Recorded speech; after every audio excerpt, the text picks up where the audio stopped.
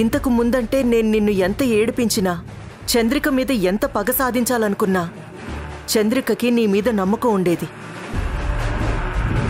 నేను ఏం తప్పు చేసినా కానీ మీ ఇద్దరి మధ్య ఆ రిలేషన్ మాత్రం చాలా స్ట్రాంగ్గా ఉండేది.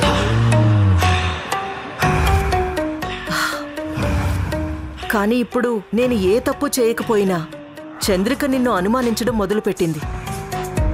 ఇది మరింత పెరిగితే అది మీ కాపురానికే ఎఫెక్ట్ కావచ్చు. నా వల్ల ఇప్పటి వరకు మీరు పడిన నరకం చాలు భరత్. ప్లీజ్, నేను వెళ్ళిపోతాను. నీరజా, నీరజా, త్వరగా బట్టలు సర్దు, మనం వెళ్ళిపోదాం. చూడు రుద్రాణి, ఇప్పుడు గనుక నువ్వు వెళ్ళావంటే తను వేసిన నిందలన్నీ నిజం అవుతాయి.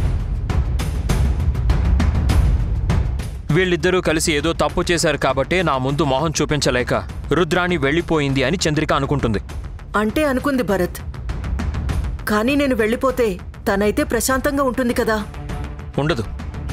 ఒక్కసారి అనుమానం అనేది మనసులో ప్రవేశించాక నువ్వు దూరమైనా సరే ఆ అనుమానం మాత్రం అలా కంటిన్యూ అవుతూనే ఉంటుంది.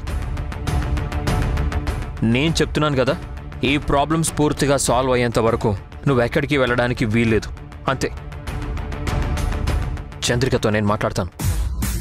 Please try to understand. అది ప్లీజ్.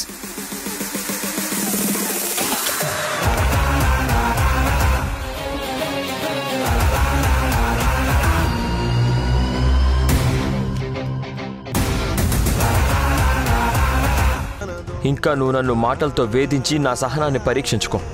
ఏ ఇంకొకసారి చేయి చేసుకుంటారా? చేయి చేసుకోవడం కాదండి, ఒకేసారి చంపేయండి. నేనంటూ లేకపోతే అసలు మీకంటూ అడ్డు చెప్పేవాళ్ళు ఎవరున్నారు చెప్పండి. మీ ఇష్టం అండి. మీరు రుద్రాణిని చేసుకుంటారో, రుద్రాణి కాకపోతే ఇంకెవరితోనైనా తిరుగుతారో, అది మీ ఇష్టం. మీకు ఎంతమంది ఆడపిల్లలు కావాలో నాకైతే తెలీదు, కానీ మీ ఇష్టం వచ్చినట్టు మీరు తిరగండి. మీ సంతోషానికి నేనెప్పుడు అడ్డు రాను. మీరు హ్యాపీగా ఉండటమే నాకు కూడా కావాల్సింది. చంద్రిక, చంద్రిక, చంద్రిక, నా మాట విను.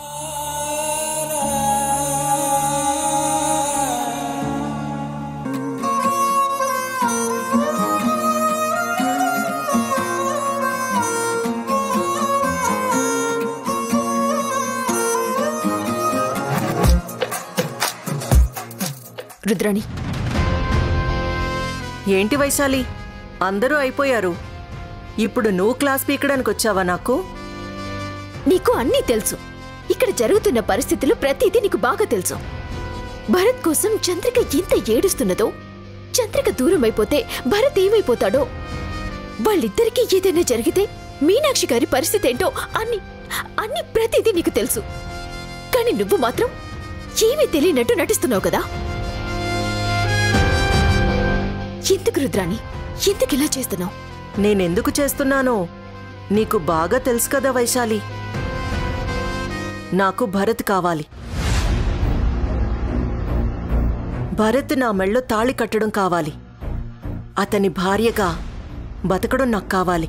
నీకు ప్రేమ విలువ, పెళ్లి విలువ అస్సలు తెలియదు రుద్రాణి. నిజంగా నువ్వు భరత్ని ప్రేమించుంటే, నీకు ప్రేమ విలువ తెలుసుంటే ఈ రోజు ఆ జంటని విడదీయాలని కోరుకోవు. అంటే ఏం చెయ్యాలి వైశాలి? నీలాగా ప్రేమించిన వాడు నన్ను కాదని వేరేదాన్ని పెళ్లి చేసుకుని వెళ్ళిపోతే నా జీవితం ఇంతే, నా బతుకు ఇంతే అని ఏడ్చుకుంటూ జీవితాంతం అలాగే ఉండిపోవాలంటావా? నువ్వలా ఉంటావేమో, కానీ నేనుండను.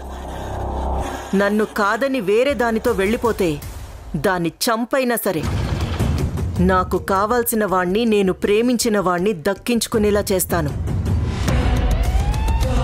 That is Rudrani.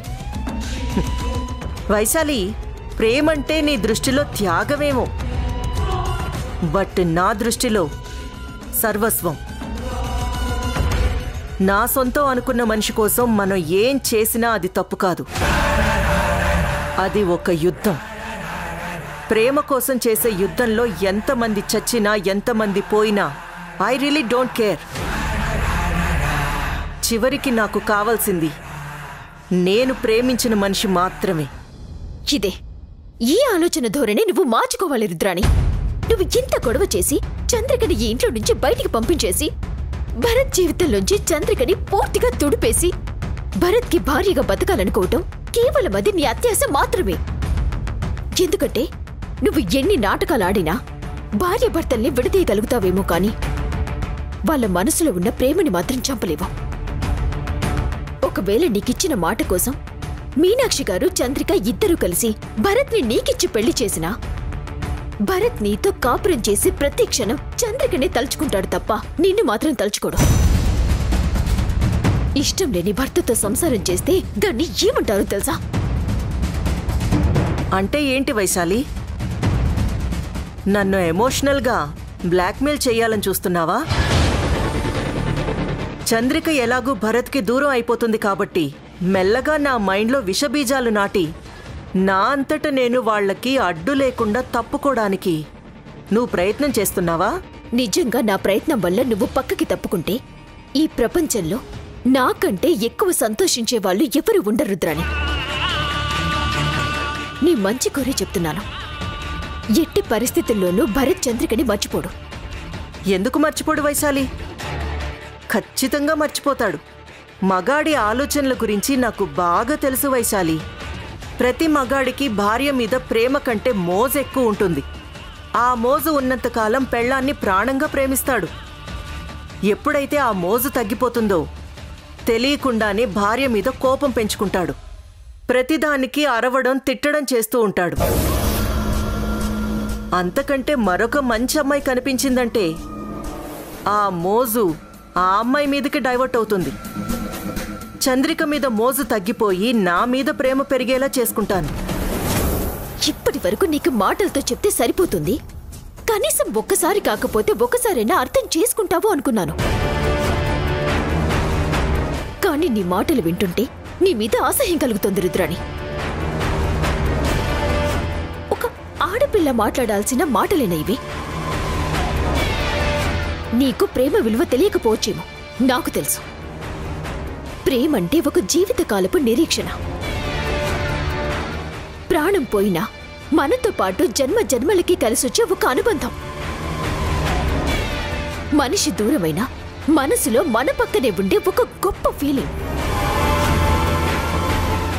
అలాంటివి నీకెలా తెలుస్తాయిలే? ఎందుకంటే నువ్వు ఎప్పుడైనా ప్రేమిస్తేనే కదా.